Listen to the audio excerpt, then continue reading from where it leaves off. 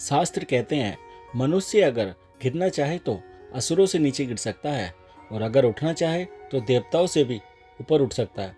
मनुष्य ही सृष्टि का एकमात्र प्राणी है जो परमात्मा तक की दूरी तय कर सकता है। नमस्कार साथियों, स्वागत है आपका हमारे channel the glory of God on me पर। दोस्तों, चौथे अध्याय में हमने सीखा कि भगवान श्री कृष्ण ने अर्जुन को बताया कि भगवान कब और किस रूप में धरती पर आते हैं, भगवान को कैसे प्राप्त किया जाता है, गुरु से ज्ञान कैसे लिया जाता है और ज्ञान लेना क्यों जरूरी होता।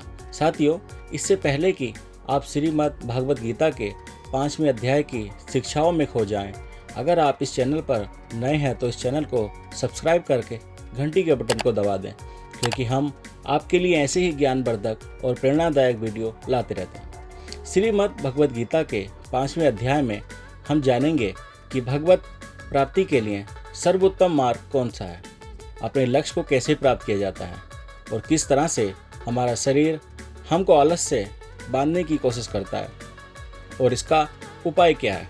तो चलिए विस्तार से जानते हैं श्रीमद् भगवत गीता के 5वें अध्याय से मिलने वाली सीख और शिक्षाओं के बारे में।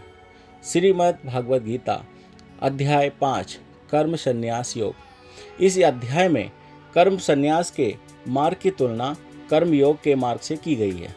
श्री कृष्ण बताते हैं कि दोनों मार्ग एक ही लक्ष्य की ओर ले जाते हैं और हम इनमें से किसी एक का चयन कर सकते हैं, लेकिन कर्म का त्याग तब तक पूर्ण रूप से नहीं किया जा सकता जब तक मन शुद्ध न हो जाए, और मन की शुद्धि भक्ति के साथ कर्म करने से ही प्राप्त होती है।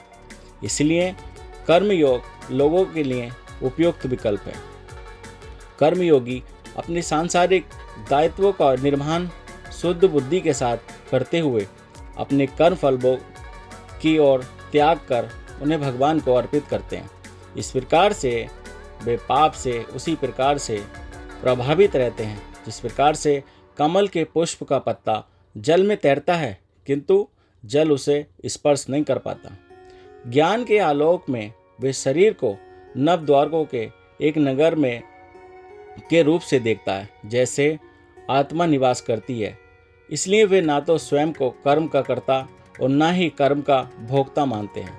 वे ब्राह्मण गाय, हाथी और कुत्ते का मांस भक्षण करने वाले चांडाल को एक समान दृष्टि से देखते हैं।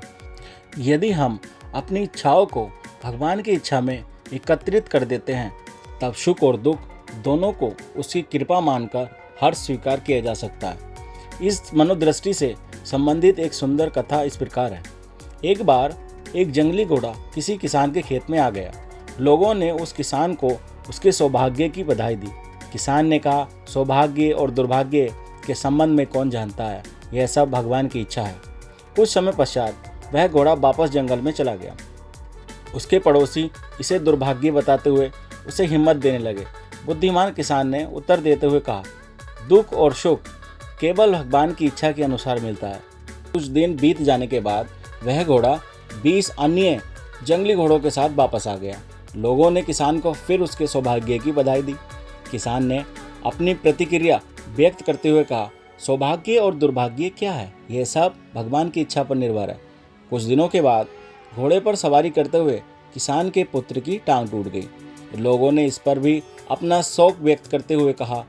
किसान ने कहा कि यह सब दुख और सुख केवल भगवान की इच्छा है। इसके पश्चात एक दिन राजा के सैनिक शीघ्र होने वाले युद्ध के लिए युवकों को सेना में भर्ती करने के लिए गांव में आते हैं। किसान के पड़ोस में रहने वाले सभी युवक को सेना में भर्ती किया जाता है, किंतु किसान के पुत्र को उसकी टांग टूटने के कारण नहीं लिया गया। दिव्य ज्ञान में हमें यह बोध कराता है कि हमारा निजी हित केवल भगवान के सुख में है।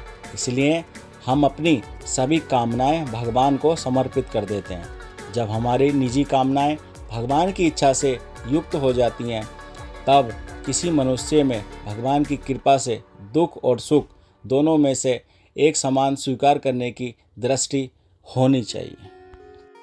वैदिक धर्म ग्रंथ बार बार दोहराते हैं और वर्ण करते हैं कि भगवान अनंत परम आनंद के महासागर हैं।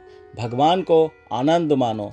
भगवान का स्वरूप वास्तविक आनंद में निर्मित है।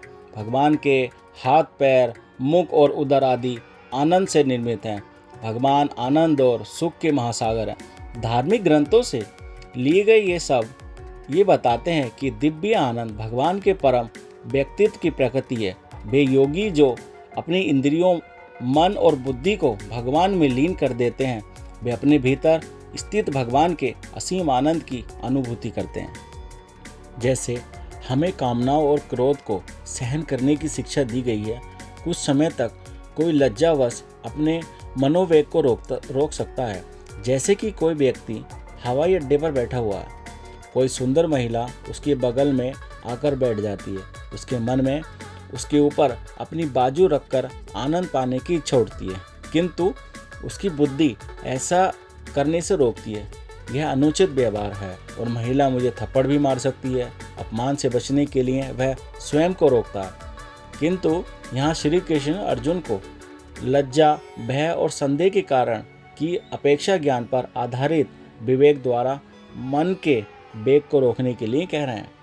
मन पर अंकुश लगाने के लिए दृढ़ बुद्धि का प्रयोग करना चाहिए। जैसे ही मन में सुखों से आनंद लेने का विचार उत्पन्न होने लगे, उसी समय हमें बुद्धि को यह समझाना चाहिए कि ये सब दुख के साधन हैं। वे पवित्र मनुष्य जिनके पाप धुल जाते हैं और जिनके संशय मिट जाते हैं और जिनका मन संयमित होता है, वे सभी प्राणियों के कल्याणार्थ समर्पित हो जाते हैं तथा वे भगवान को पा लेते हैं और सांसारिक बंधनों से भी मुक्त हो जाते हैं।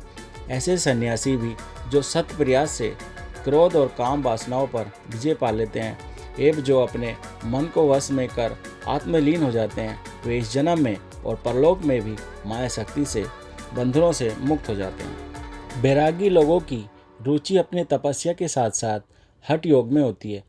उनकी विरक्ति उन्हें उस भक्ति के मार्ग से उदासीन रखती है जिसमें भगवान के नाम, रूपों, लीलाओं और लोकों का स्मरण करना आवश्यक होता। श्री कृष्ण यहाँ तपस्वियों द्वारा अपनाए गए मार्ग का वर्णन करते हैं। वे कहते हैं कि ऐसे तपस्वी अपनी दृष्टि और सांस को नियंत्रित कर इंद्रियों के विषय पर विचार करना बंद कर देते हैं।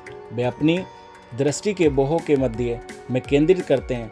यदि नेत्रों को पूरी तरह बंद कर दिया जाए तो निंद्रा आने की संभावना रहती है, और यदि आंखों को खुला रखा जाए तब वे अपने आसपास के इंद्रिय विषयों पर व्याकुल हो सकते हैं।